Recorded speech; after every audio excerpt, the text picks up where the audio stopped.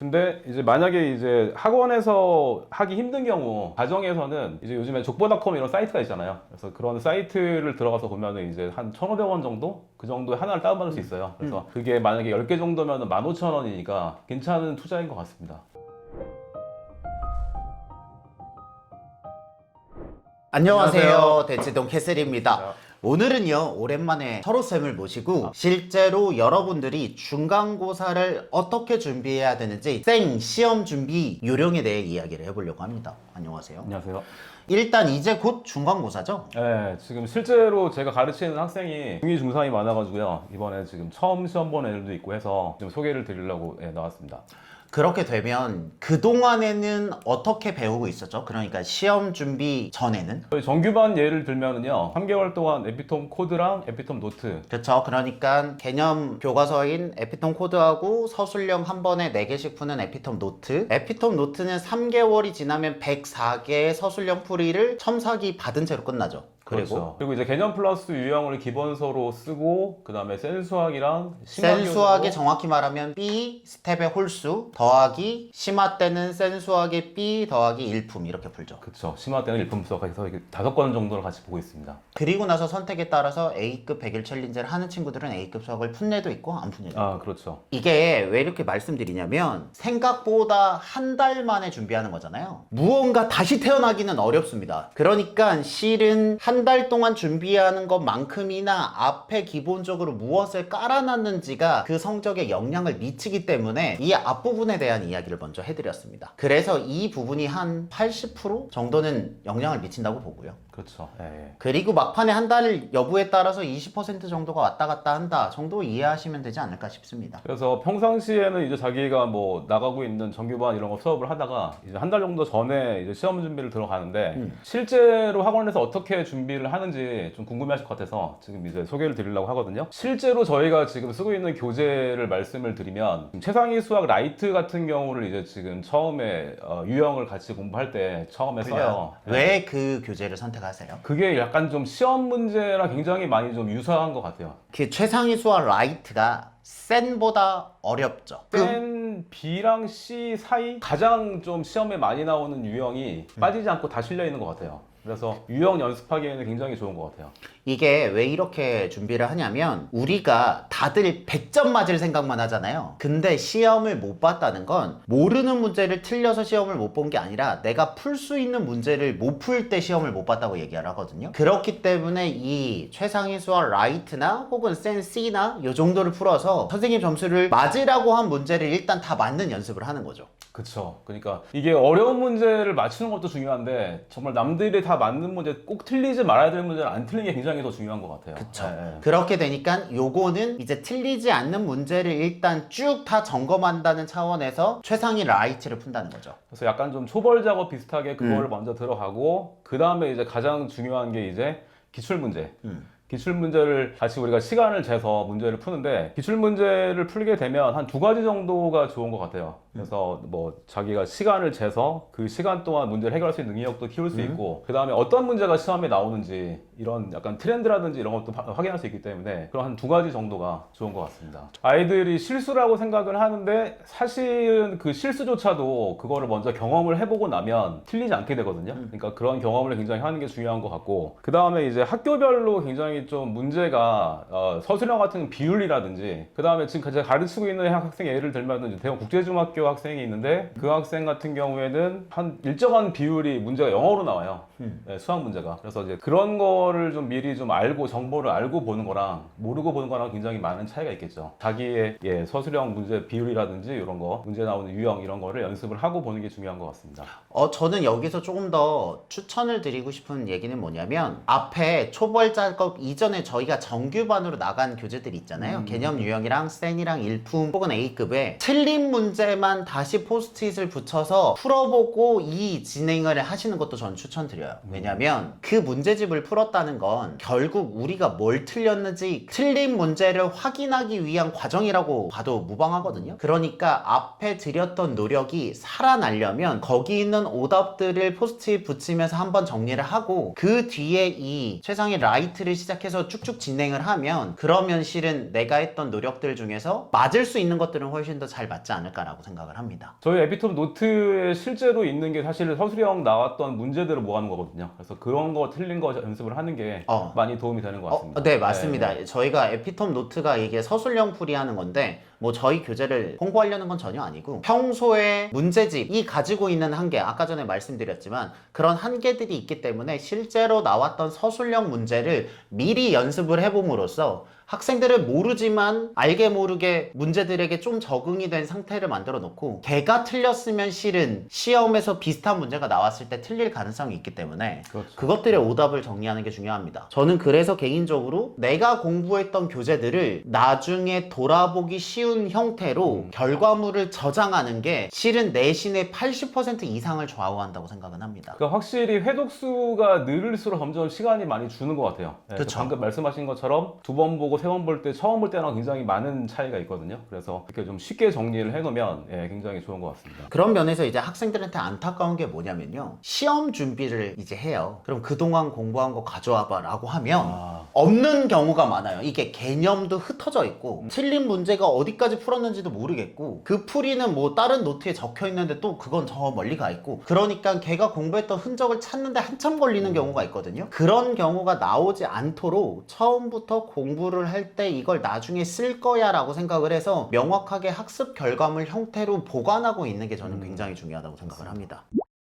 그런 작업들 위에 이제 지금 실전 문제라는 감을 키우는데 기출 문제는 대략 몇 개 정도 풀고 들어가나요? 실제로 지금 같이 공부하는 학생들 같은 경우에는 한 10개에서 20개 정도를 같이 풀거든요.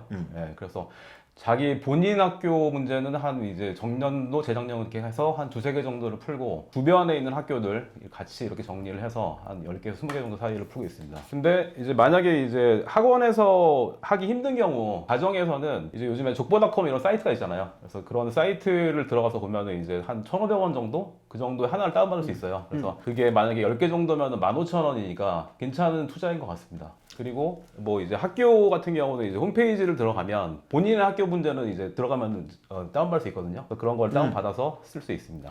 그러면 최소한 10개에서 20개 정도의 기출은 풀어야 되는 거고요. 저는 거기서 좀 추천을 드리는 건 뭐냐면 실제로 시험을 보는 스케줄과 동일하게 맞춰보는 연습이 필요합니다. 대개 중학교는 45분이잖아요. 근데 답안지 쓰는 시간을 감안하고 넉넉 잡아서 40분으로 시간을 재고 실제로 시계를 재고 선생님이 앞에 있고 타이머를 맞춰보고 시험을 치는 거랑 집에서 파자마 바람으로 편하게 그 시험 문제를 치는 게 결과가 다를 수 있어요. 그렇죠. 왜냐면 어떤 학생들은요 긴장을 하면 실력이 다 안 나오는 경우가 있습니다. 그렇기 때문에 최대한 전문가나 어머니 앞에서 긴장한 형태로 시험을 보는 경험을 해주는 게 필요하다고 생각합니다.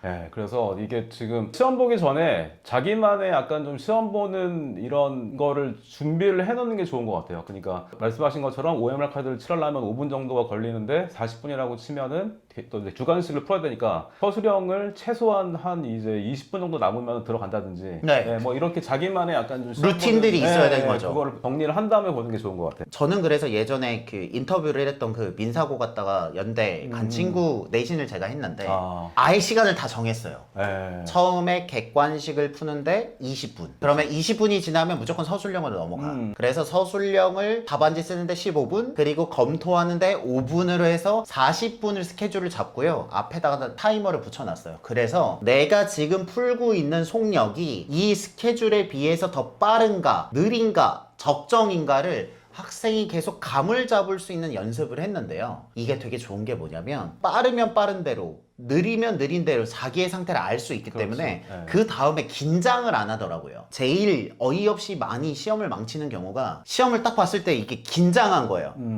혹은 1번이 틀려. 그러면 당황하잖아요. 그러면 그 뒤에 시험이 와르르 무너지는 경우들이 있거든요. 그렇기 때문에 그렇게 스케줄을 맞춰놓고 모르는 문제들은 별표를 치면서 연습을 하는 과정이 필요하다라는 말씀을 드리고 싶어요. 잘하는 아이들도 한 문제 집착하다가 좀 이렇게 시간을 되게 오래 끌다가 시험을 망칠 수 있는 게 수학 시험이기 때문에 그런 건 꼭 필요한 것 같습니다. 그래서 아이들이 이번에 이제 처음 시험을 이제 보게 되는데 이제 그런 경험들이 쌓여서 이제 큰 시험을 준비할 수 있게 되는 것 같고요. 근데 수학 시험은 다른 과목이랑 다르게 이게 끝나는 게 아니잖아요. 이거 딱 끝나는 게 아니고 계속 나오잖아요. 그렇죠. 고등 수학에 나오고 중등 계속 쌓여서 나오기 때문에 이거를 시험을 본 것도 중요하지만 자기가 틀린 문제는 확실히 알고 넘어가는 게 제일 중요한 것 같아요. 그래서 이제 그런 걸 확실히 체크를 하고 자기가 뭘 틀렸는지 꼭 확인을 하는 과정이 꼭 필요한 것 같습니다. 그러니까 어머님들도 상담을 하다 보면은 막 이제 시험 뭐 수학 성적이 뭐 몇 개 틀렸어요 하면서 굉장히 좀 많이 민감하신 분들이 많아요. 그래서 그런 게 학생들한테도 약간 좀 투영이 돼서 애들이 점점 막 시험 볼 때 불안해하고 시험 증후군이 생길 수도 있고 막 한데 그쵸.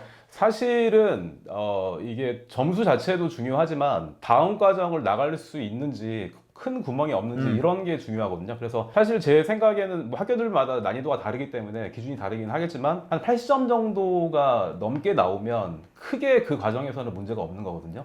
예. 그러니까 내신에서 A를 못 받는 것과 별도로 그렇죠. 예. 80점 이상 정도가 나오면 다음 과정을 공부하는 데 있어서 크게 무리가 없다라는 기준입니다. 뭐 특목고를 준비하고 이러지 않는 이상 이걸 가지고 대학 가는 게 아니기 때문에 너무 이렇게 막 부담을 갖고 시험을 보면은 오히려 좀 결과가 안 좋을 수가 있어서 제 생각에는 약간 좀 이제 중학교 때는 연습 게임이라고 생각을 하고 자기가 이제 시험 보는 요령이라든지 공부하는 자기만의 노하우라든지 이런 걸 쌓아가는 과정이라고 생각을 한다면 조금 더 편하게 시험 준비를 할 수 있지 않을까 싶습니다. 예. 그리고 결정적으로 2학년 1학기 때 대부분의 경우 첫 시험을 치는데 부모님이 말하지 않아도 스스로 프레셔가 있습니다. 이미 프레셔가 있는 사람에게 굳이 말을 더해서 그 프레셔를 더 높인다고 해서 성과랑 연계가 되지 않고요. 방금 전에 말씀드렸지만 앞에서 정리해 놓은 학습 결과물이 대부분의 경우 시험의 80% 이상을 이미 좌우합니다. 그러니까 내가 지금 배우고 있는 과정을 결과물 형태로 잘 정리를 하고 그것에 맞춰서 오답 정리를 깔끔하게 한 다음에 최상위 수와 라이트 정도의 시험에 진짜 자주 등장하는 문제를 풀어서 기본 무체를 맞추고 그리고 나서 기출문제를 10개에서 20개 정도를 풀어보면서 실전 감각을 익히면 크게 내 실력과 차이 나는 정도로 못 보거나 크게 내 실력과 차이가 나는 정도의 결과는 나오지 않을 거라고 생각합니다. 네, 그래서 이제 항상 아이들한테 하는 말인데 사실 찍어서 맞춘 거랑 그 다음에 실수로 틀린 거랑 플러스 마이너스를 하면 정말 자기 실력대로 나오는 것 같아요. 네. 그럴 수도 있겠네요. 정말 거짓말을 안 하는 것 같아요. 네. 아, 그쵸. 실수로 틀린 것과 찍어서 맞은 걸 합치면 시험 결과가 너 실력하고 거의 비슷하다. 네. 그렇게 생각을 한다면 요 시험 결과가 다음 시험을 더 잘 보기 위한 준비 과정이기도 하니까요. 요 정도 선에서 공부를 하게 되면 크게 무리 없이 자신의 실력에 맞는 결과를 얻을 수 있을 거라고 생각합니다.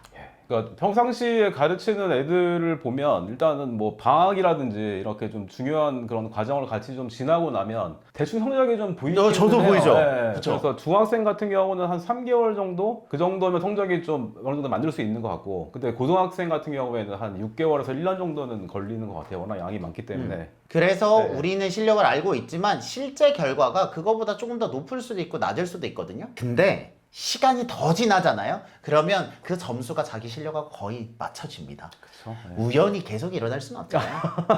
그러니까 내신에서 우연은 없다라는 명제만 알고 계셔도 저는 준비하는데 훨씬 더 큰 도움이 될 거라고 생각합니다. 네, 절대 정말 수능 점수 같은 경우에는 정말 절대 거짓말 안 하는 것 같아요. 진짜 정말 자기 실력 그대로 나오는 것 같아요. 그렇게 믿는 것이 저는 실제적으로도 더 도움이 되기 때문에 이 정도 가이드를 드립니다. 혹시 더 궁금한 사항이 있으시면 댓글 남겨주시면 저와 초로쌤이 열심히 답변을 드리겠습니다. 여러분들의 교육을 응원합니다. 저희들은 대치동 캐슬이었습니다. 감사합니다. 감사합니다.